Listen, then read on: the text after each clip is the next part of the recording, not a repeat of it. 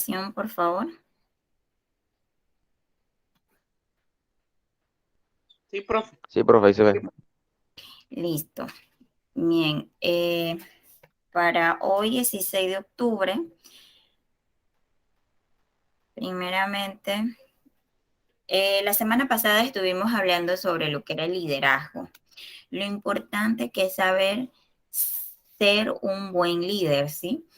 Entonces, a ver qué aspectos pueden recordar de la clase pasada. Algo muy breve de esos puntos que hablamos acerca de liderazgo.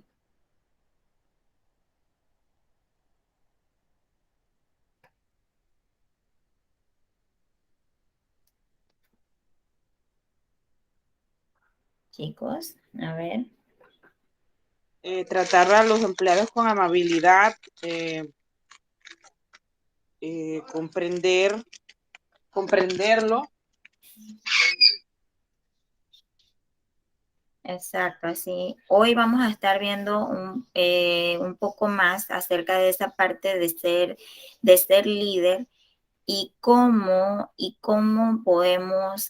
esto le retribuye, el ser un buen o mal líder, retribuye en beneficio o en una, como por así decirlo, como, o sea, que no le funcione a una organización. Primeramente vamos a ver este video y luego quiero ver sus puntos de vista. Este video trata de puntos importantes de 5 estrategias de cómo ser un buen líder.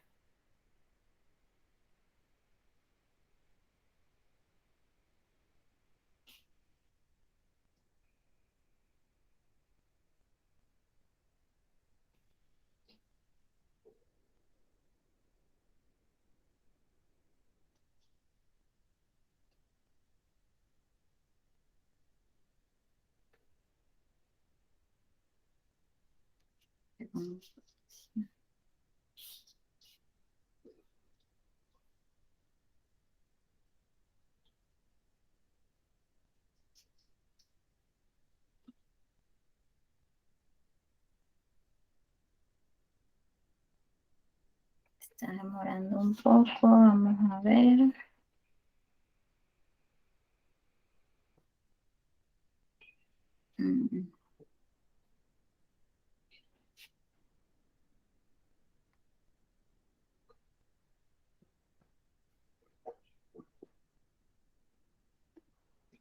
Está demorando un poco, no sé si son problemitas acá. Un momentito, a ver.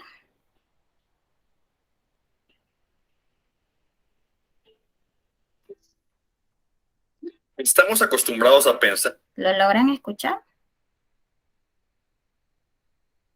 Sí, profe.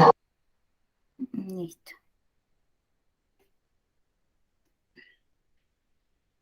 Que las estrategias de liderazgo son herramientas exclusivas para los directores de las grandes empresas. La verdad es muy diferente. El liderazgo es la capacidad de, primero, reconocer que algo puede mejorar y, segundo, dirigir una serie de acciones para desarrollar ese cambio. Las herramientas de liderazgo que te presentaré en este video son útiles para dirigir pequeños negocios, tu grupo de amigos, tu relación en pareja, tu comunidad y tu familia. Pero lo más importante para poder concretar todas las metas y sueños que tengas es retomar el control y la dirección de tu propia vida. El liderazgo empieza cuando tomas la responsabilidad de elegir hacia dónde quieres llegar.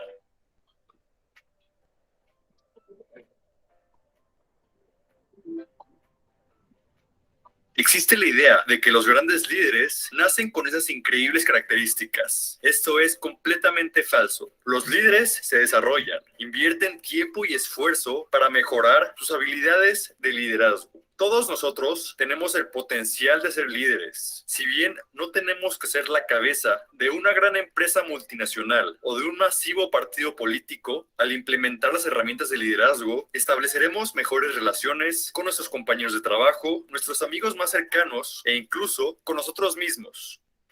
Primero que nada, hay que admitir que vivimos en una sociedad en donde pensamos que todos tienen la culpa menos yo. Esta manera de pensar ha infectado nuestra mente y nos ha quitado nuestro sentido de responsabilidad. Para empezar, hay que corregir ese estado mental y retomar la responsabilidad que nos corresponde. Tienes que darte cuenta de que tú eres el único responsable de tu vida. Delante de ti se presentan muchos caminos y tú tienes la responsabilidad de elegir qué camino tomar y recorrerlo. ¿Qué es lo que quiero? Esta sencilla pregunta es la brújula que te indicará el camino que debes seguir, pero tú eres responsable de tomar o no tomar ese primer paso. Entendiendo esto, podemos comenzar con las 5 estrategias de liderazgo. La primera es que las acciones hablan más fuerte que las palabras. Esta frase la hemos escuchado incontables veces, pero este concepto resulta especialmente importante en el ámbito del liderazgo. Recuerda que los grandes líderes de la historia han dirigido a sus ejércitos y seguidores en base al ejemplo. Personas como Napoleón Bonaparte, Mahatma Gandhi y Nelson Mandela iban al frente de cada batalla, mostrando a sus seguidores cómo actuar. Utilizaban la acción para guiar el camino. De la misma forma, si tú tienes, por ejemplo, un grupo de personas a cargo en tu trabajo y quieres incentivarlos a trabajar con mayor entrega, tienes que dirigirlos a través del ejemplo, mostrando tu dedicación y compromiso al trabajo. De esta manera, el líder aclara el camino para el seguidor. La segunda estrategia es saber corregir, es decir, aplaudir en público y corregir en privado. Tienes que estar consciente de que la gente se siente mal al ser expuesta en frente de un grupo. Claro que como líder vas a tener que corregir una mala acción, pero se debe de hacer de manera correcta y privada. Aplicando esto a la vida real, si tienes problemas con tu pareja, no deberías exponerlas en frente de la familia y los amigos. Como un co-líder de la relación, tendrías que ir con tu pareja y explicarle el problema en privado. Tratar de solucionarlo entre ustedes e incluso puedes utilizar un método llamado sándwich, en donde le dices algo positivo, luego el problema y acabas con otra nota positiva. Por ejemplo, si alguien en tu oficina llega constantemente tarde, lo buscas en privado y le comentas: estamos muy felices con tus resultados, pero tienes que empezar a llegar a tiempo a la oficina porque requerimos de tu excelente servicio desde temprano. De esta manera, el líder corrige el camino sin crear rupturas.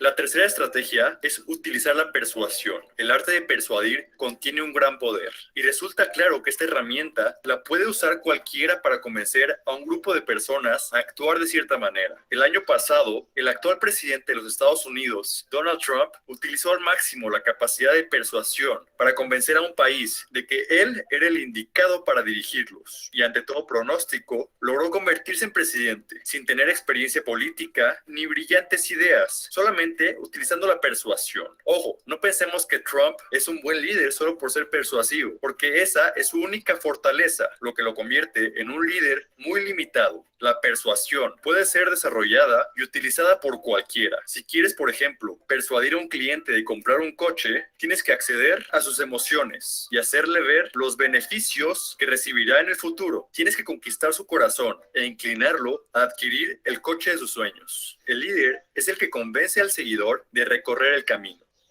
La cuarta estrategia es la integridad. Un buen líder tiene que generarle confianza a sus seguidores. El liderazgo establece una relación entre líder y seguidor. Esta relación se mantiene intacta si está protegida por un escudo de confianza. Para esto, el líder tiene que recurrir a los valores más elevados del ser humano. Tienes que ser justo, ético y moral. Un buen líder guía a través de estos valores, mostrándole a sus seguidores que su relación se fundamenta en la confianza. Si quieres ser un gran líder, no solo tienes que demostrar tus excelentes capacidades técnicas, sino que aún más importante, tienes que demostrar que diriges a través de excelentes valores humanos. El líder es el responsable de proteger la relación con el seguidor. La quinta estrategia es tener una visión clara del futuro. Esta es la clave del liderazgo. Para que alguien pueda ser un líder, tiene que tener la capacidad de ver el futuro, de imaginar un mejor mañana y tenerlo muy presente en la mente. Solo teniendo esa grandiosa visión, se puede comenzar a construir el camino que lleve ahí. Como líder de un grupo de personas, un equipo de trabajo e incluso de tu propia vida, tienes que construir esa visión del futuro en tu mente. Esa visión tiene que ser específica, medible y relevante. Tienes que pensar a diario en esa visión y saber que cada acción que tomas construye ese camino. Por ejemplo, si quisieras ser un gran líder para tu grupo de amigos, imagina crear una visión para ellos. Por ejemplo, un viaje en crucero al final del año. Tu visión tiene que ser específica, es decir, que todo tiene que estar claro. Lugar, fechas, tiene que ser medible, costos, personas, etcétera. Y por último, tiene que ser relevante. Proponlo como el mejor viaje de la vida. Esta visión es solo un ejemplo. Tú puedes adoptar esta metodología como mejor te convenga, en tu trabajo, en tus relaciones o en tu vida. Lo importante es crear y tener clara la visión de un mejor futuro. El líder es el que crea el camino. Estas 5 estrategias de liderazgo te ayudarán a convertirte en un excelente líder. Pero recuerda que estas son 5 herramientas que tendrás que ir desarrollando poco a poco. El crecimiento no viene de la noche a la mañana. Lo importante es saber que cada día estás mejorando y te estás convirtiendo en el mejor líder que puedes ser. Recuerda, 1. Las acciones hablan más fuerte que las palabras. Dirige dando el ejemplo. 2. Saber corregir. Conoce cómo y cuándo aclarar las cosas. 3. Utilizar la persuasión. Convence a las personas de que tu camino vale la pena. 4. Integridad. Construye confianza con tus seguidores. 5. Una visión clara del futuro. Crea el camino en base al objetivo final. Ser un buen líder toma tiempo, pero es posible. Estas 5 herramientas son claves para desarrollar tus capacidades de liderazgo y ser capaz de construir el camino que tú quieres seguir. Gracias por ver este video. Si te gustó, Bien. A ver,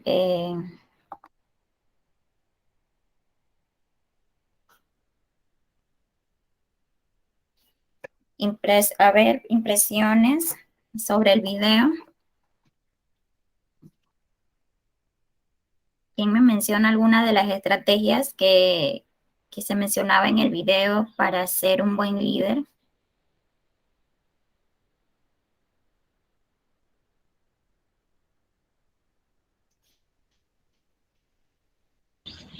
La confianza que tú das, la confianza. Exacto. La confianza es uno de los puntos más importantes. También hablaba de que teníamos que aprender a ser ejemplo, dar el ejemplo para guiar a tu equipo. Hablaba de algo de que las acciones hablan más que 1000 palabras. Que tenemos que saber corregir, saber en qué momento, y ahorita vamos a estar viendo.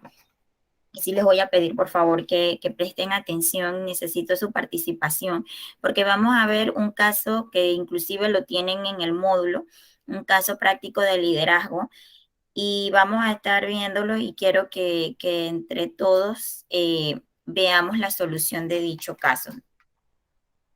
Antes de esto, Bill Gates dice que los líderes serán aquellos que impulsen a otros. Esto era justamente lo que veíamos ahorita. O sea, ser líder no nace de la noche a la mañana. Todos tenemos ese potencial dentro de nosotros, pero debemos irlo formando, debemos irlo moldeando y aprender que es algo que va de poco a poco. Podemos ser tanto buenos líderes como malos líderes. O sea, que no vamos...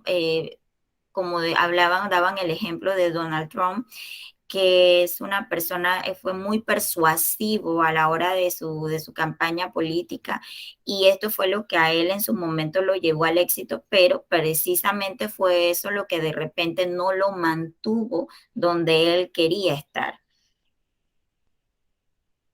Tenemos en vista de esto que el tipo de liderazgo emocional, tenemos el visionario, que es el que lidera mediante la inspiración, es aquel que inspira. El coaching, que es el que lidera mediante la tutoría, o sea, que guía en el proceso, que les va enseñando a la persona cómo hacer este trabajo, este proceso, cómo llevarlo a cabo. El afiliativo lidera fomentando la armonía. El dominante lidera estableciendo procedimientos, pero es aquel que se hace como él dice en el momento, o sea, como él lo plantea, es como se debe hacer. No hay otra, es solamente como él lo plantea. El de imitación es el que lidera predicando con el ejemplo, o sea, así como él trabaja, así mismo él busca que las personas se guíen y trabajen. El democrático lidera fomentando la participación, o sea que trabaja tomando en cuenta a todos sus colaboradores. No simplemente es él, no es igual que el caso del dominante. Veamos este caso práctico. A ver, Jonathan, léame la descripción de la situación del caso.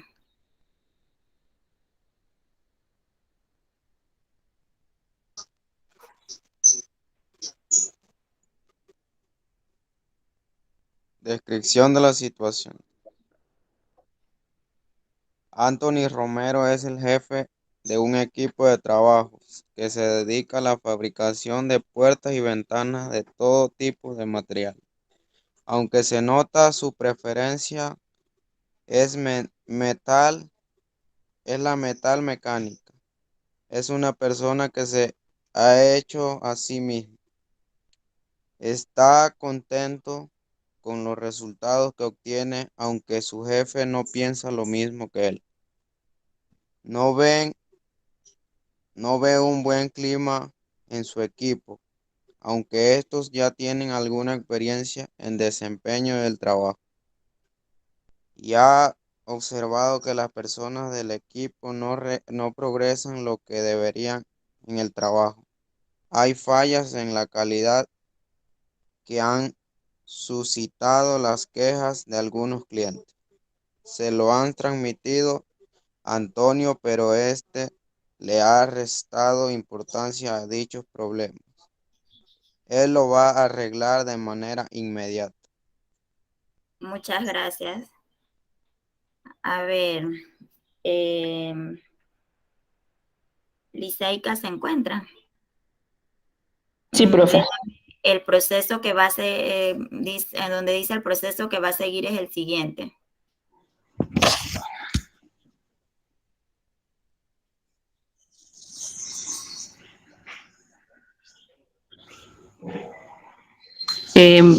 No lo encuentro, profe, porque estoy leyendo el celular.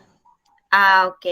Yo les voy a leer esa parte. El proceso que va a seguir es el siguiente. Llamará a uno por uno, dejándoles claros sus obligaciones y responsabilidades y avisándoles de las consecuencias de no seguir los procedimientos establecidos. A partir de ahora, le pondrá objetivos a cada uno que permitan llegar a los 0 defectos. Asimismo, les va a controlar muy de cerca para ver los resultados a corto plazo. Si persisten las quejas de los clientes, tomará medidas disciplinarias que podrán llegar al despido. Transcurridos unos meses, el jefe de Antonio le llamó a su despacho para preguntarle si era consciente del estilo que estaba aplicando con los empleados y si pensaba seguir con esos criterios de funcionamiento. A lo cual Antonio respondió que sí. Siempre que había habido problemas, había actuado de esa manera y que no la pensaba cambiar. De esta manera, creo que soy íntegro conmigo mismo y sincero con usted, y cuando los colaboradores se dan cuenta que lo tienes claro, se someten perfectamente a las directrices y consiguen los objetivos más altos. Terminada la entrevista, el jefe de Antonio se quedó pensativo y reflexionando acerca de la actuación de Antonio. No estaba seguro que sus métodos fueran los adecuados para liderar al personal. Ahora pregunto, Magalis, ¿qué estilo estaba aplicando Antonio con su equipo? Después de leer el caso, a ver, volvamos a la diapositiva donde nos habla del tipo de liderazgo emocional. ¿Qué tipo de liderazgo cree usted que Antonio estaba aplicando a su equipo? Era como muy grosero. Dominante, se podría decir. Bueno, sí, muy dominante. Exacto, un liderazgo dominante, o sea, que era como él decía, que su técnica era, si a él le había resultado a lo largo de su experiencia laboral, esa era la que debía aplicar con sus empleados y ellos debían funcionar de esa forma. A ver, em, ladies, ¿se encuentra ladies? Liceika. Sí, profe. Ajá. En la pregunta número 2 cuestionan que qué estilo estaba aplicando el jefe de Antonio con él.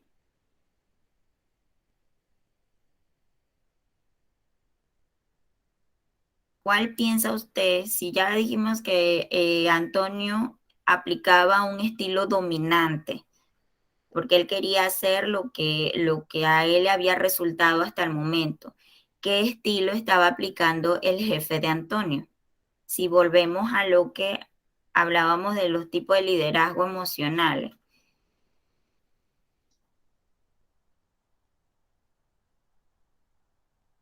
Democrático, profe.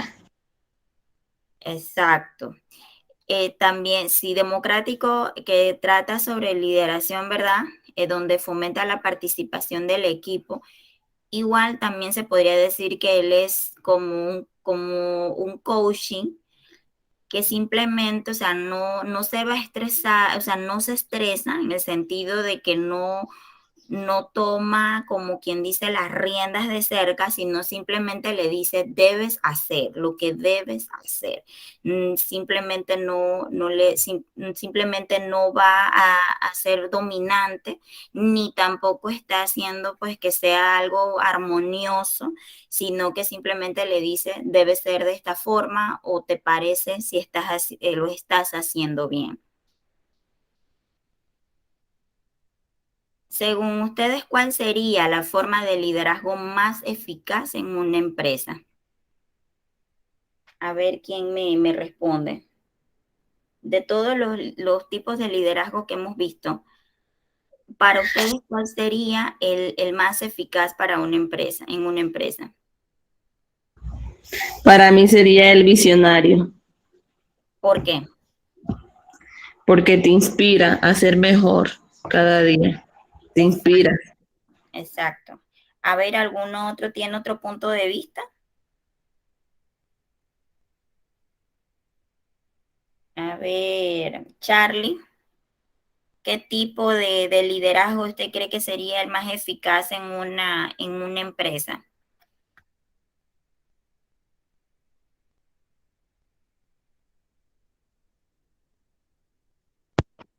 El afilativo, profe. ¿Por qué?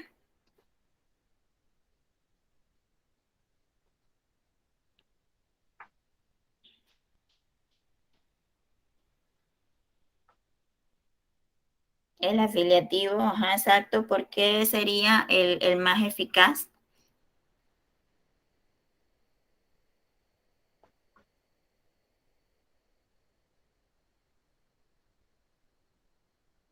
Bueno, seguimos. En resumen, podemos hacer un compendio de cada tipo de liderazgo, tomar de cada uno, ¿no? Hacer un equilibrio, no existe el liderazgo como no existe la persona perfecta, no existe el liderazgo es algo que se va, como lo vimos en los videos, es algo que se va formando de poco a poco. Todos tenemos un liderazgo innato. El liderazgo no solo se aplica en empresa como tal, se aplica en la vida diaria, se aplica con tus amistades. Siempre existe, si lo analizamos de esta forma, la persona que es visionaria, la que guía con el ejemplo, la que toma en cuenta a los demás, el que es dominante, el que predica con el ejemplo. En todos los grupos sociales vamos a encontrar este tipo de liderazgo. Y para ir avanzando, El liderazgo también forma una parte importante de lo que es la innovación y el clima laboral. La forma como se gestionan las organizaciones hoy en día ha cambiado de manera radical. Antes las estructuras eran totalmente jerárquicas. Todo lo que decía el jefe se hacía a su manera. Y la mayoría de los empleados se limitaban a seguir un determinado proceso donde la medición del resultado estaba sujeta al cumplimiento milimétrico de las instrucciones dadas. La estrategia, por lo general, era construida por un grupo directivo reducido que no consultaba al resto de la organización. Y un poco el lema era, los de arriba piensan y los de abajo operan. Les hago la pregunta ahora.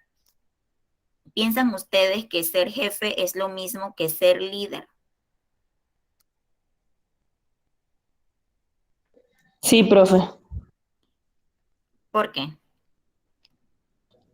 porque si tú eres jefe, se supone que debes de tener, por ejemplo, si eres un gerente, tú tienes empleado, aunque no seas el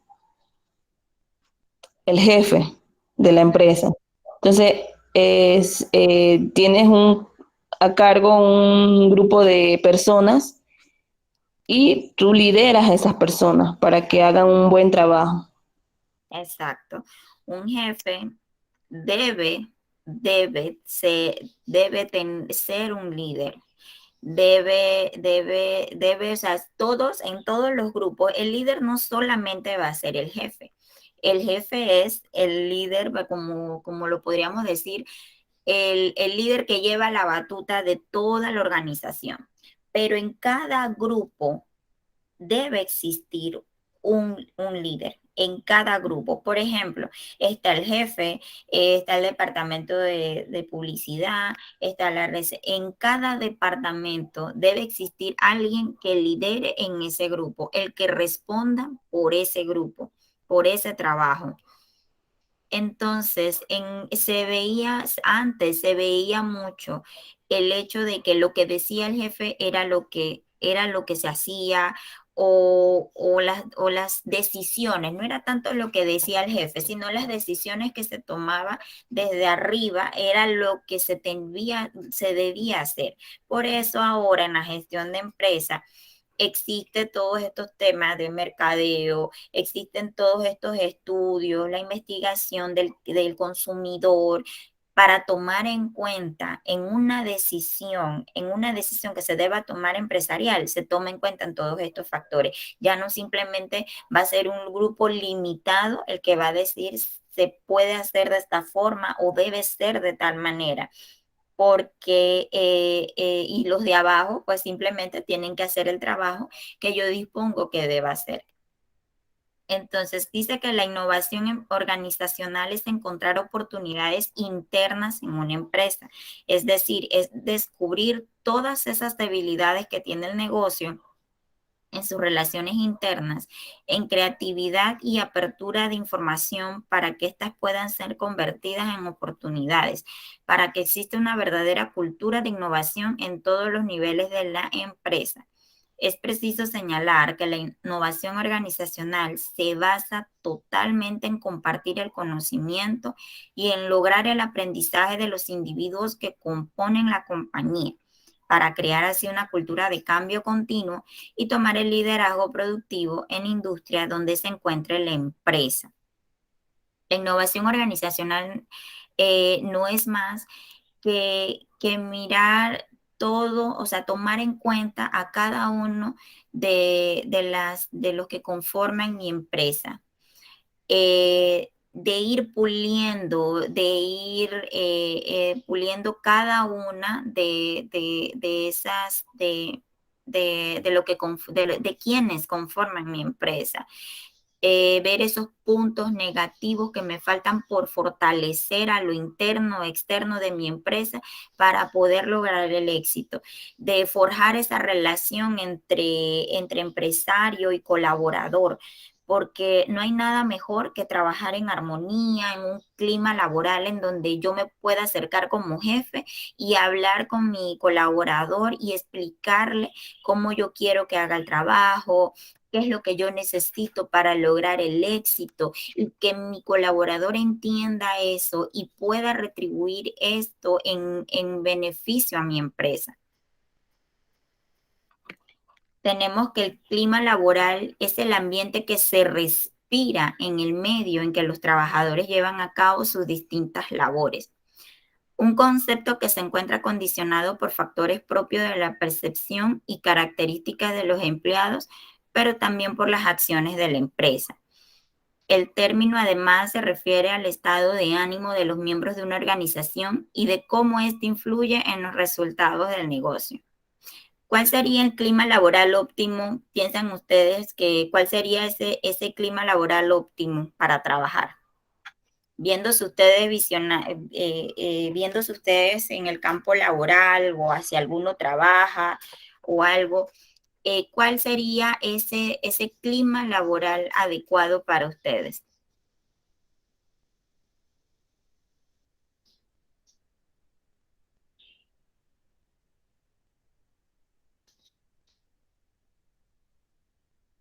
Chicos,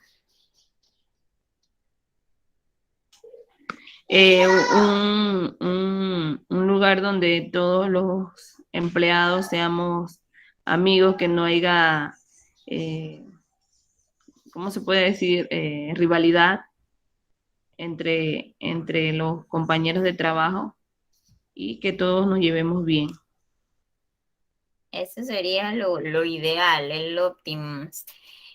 Pero sí, el clima laboral es eso, es estar en un lugar en donde tú te sientas a gusto con tu trabajo, te sientas a gusto con tus compañeros, en donde se les brinda oportunidades de crecimiento laboral a cada uno, en donde sean escuchadas sus opiniones o sus puntos de vista.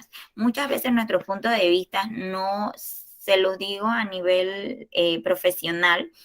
eh, Cuando trabajamos con diferentes personas, tenemos que tener en cuenta que no somos iguales. Existen caracteres diferentes, tenemos que aprender a escuchar, debemos aprender a respetar y ser empáticos con las otras personas. No siempre mi manera de resolver algo o mi manera de gestionar un proceso va a ser el más óptimo. Probablemente mi compañero tenga una manera más fácil o lleve menos procesos para llegar al mismo resultado y me toque a mí cambiar o moldear esa forma para poder pues lograr el objetivo al final. Entonces, el clima laboral es eso, lo creamos nosotros, lo crea el jefe, pero también lo creamos nosotros mismos como colaboradores de la empresa. Y es eso, poner cada uno de su parte, ser empático. Aquí vienen todo lo que son los valores, todo esto viene a relucir en lo que es el clima laboral. ¿Por qué? Porque también debemos poner nosotros de nuestra parte. Importancia del clima laboral. Un buen clima laboral mejora la productividad de los empleados y uno malo todo lo contrario. De hecho, genera conflictos y que no se alcancen los objetivos. Era lo que hablábamos ahorita. Un buen clima laboral genera un sentimiento de pertenencia a la empresa en los empleados, cuando las personas sienten que su trabajo sirve para algo más que para generar dinero a la compañía, su compromiso aumenta. Esto es algo muy, pero muy cierto. Cuando tú amas lo que haces, quieres lo que haces dentro de tu empresa, sabes que lo que tú haces no es solo por recibir un beneficio propio de dinero, sino que te sientes que eres valorado dentro de tu equipo de trabajo. Tú siempre vas a estar dispuesto a dar esa milla extra que debe estar. O sea, si doy hasta aquí, yo puedo mucho más por el valor agregado de mi empresa. Se trata de una cuestión cada vez más importante para los candidatos y está ligada a otro concepto, el del salario emocional. No hemos dicho aquí que solamente me debe importar el buen trato en mi empresa y que a mí no me debe importar el salario, no, para nada. El salario es una parte fundamental para que ese clima laboral también sea óptimo. Si yo me siento que yo estoy bien retribuido económicamente, obviamente yo voy a dar mucho más en mi trabajo. Si no cuidamos el clima laboral de nuestra organización, nos estaremos exponiendo a una potencial fuga de talento. Innovación y clima laboral. Por otra parte, debemos tomar en cuenta que la innovación interna busca encontrar nuevas formas de trabajar para tener un mejor clima laboral y donde las personas estén más involucradas en asumir riesgos creativos en pro de toda la organización. Esto con el fin de aplicar nuevas ideas que mejoren los procesos internos y el servicio externo que brindan las empresas a sus clientes.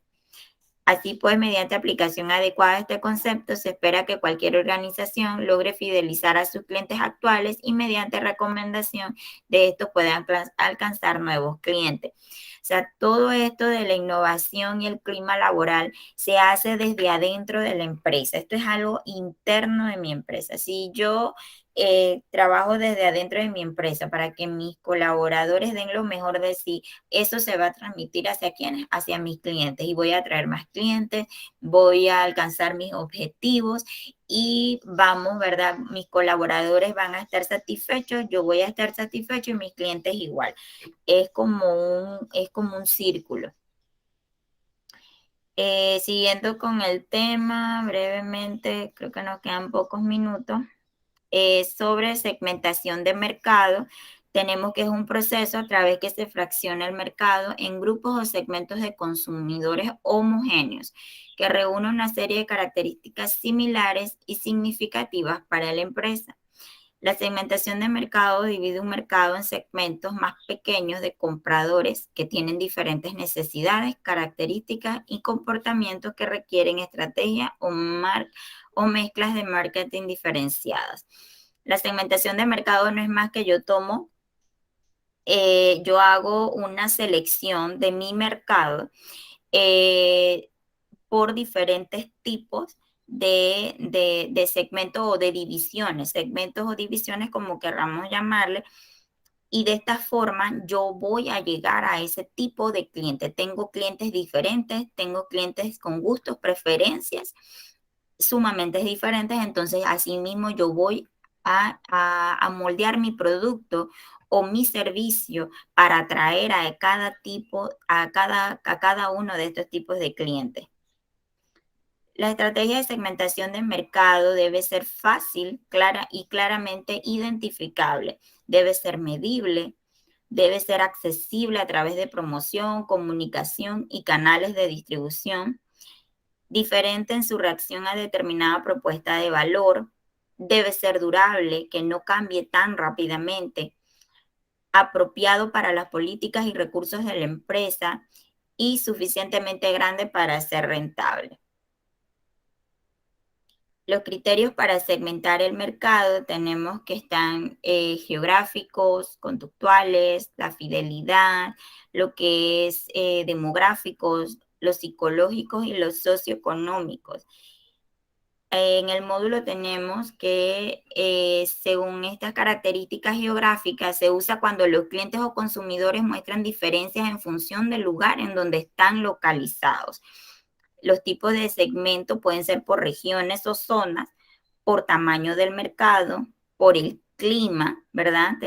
Hay que tomar en cuenta todo esto, o sea, no vamos a vender abrigos en un desierto, por ejemplo, o vamos a vender traje de baño en un lugar frío, o sea, no debemos tomar para poder promocionar un producto, tenemos que primero ver esa segmentación geográfica, tomar en cuenta esos factores.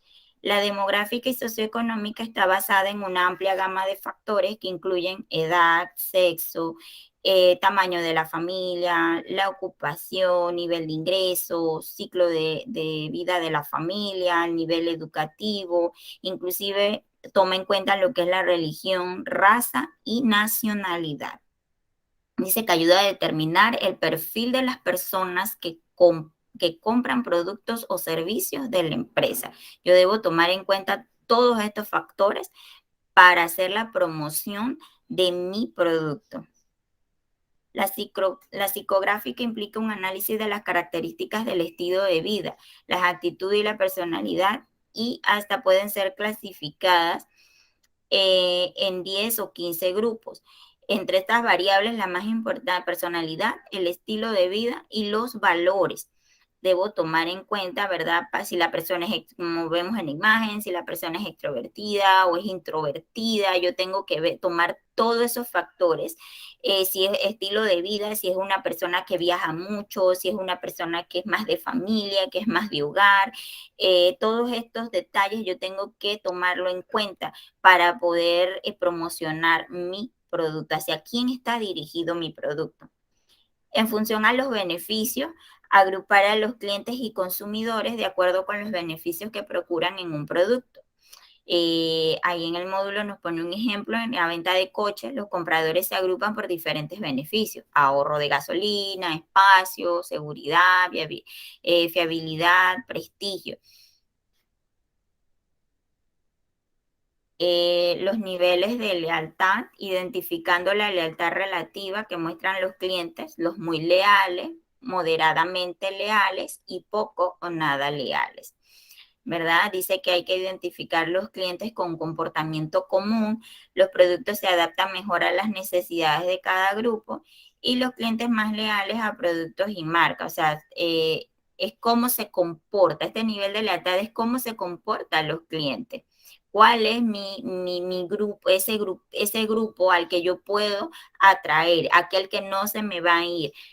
¿Cuáles son los que de repente pueda que en una temporada sí me compren o en la otra temporada pueda que no les llame la atención mi producto?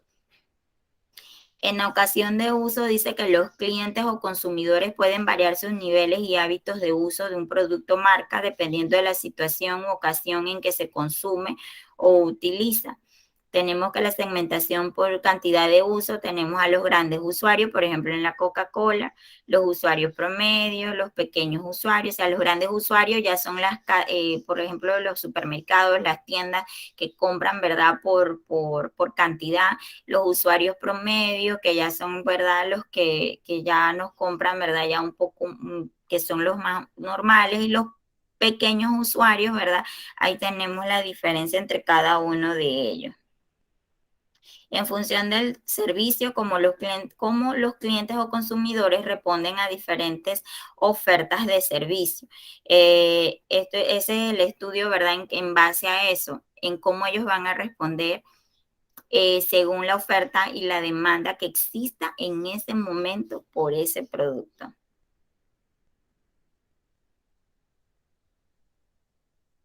Y bueno, no nos da ver lo que es el video que les tenía, pero está en la plataforma y habla sobre las diferentes formas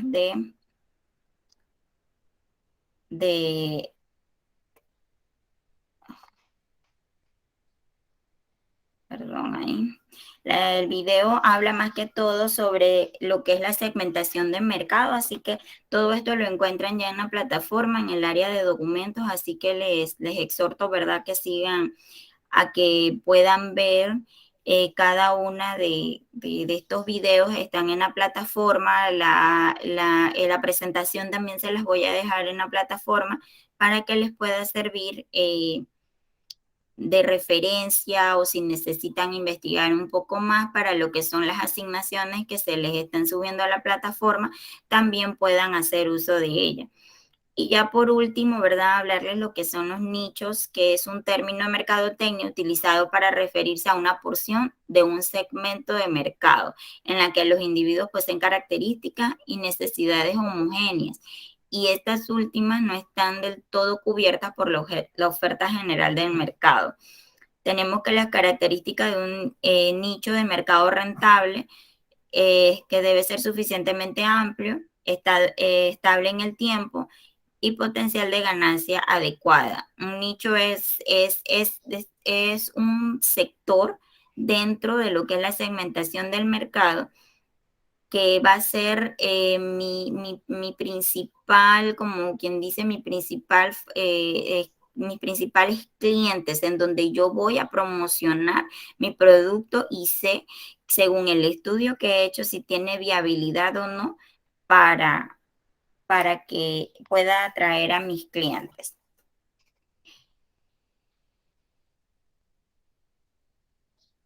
Así.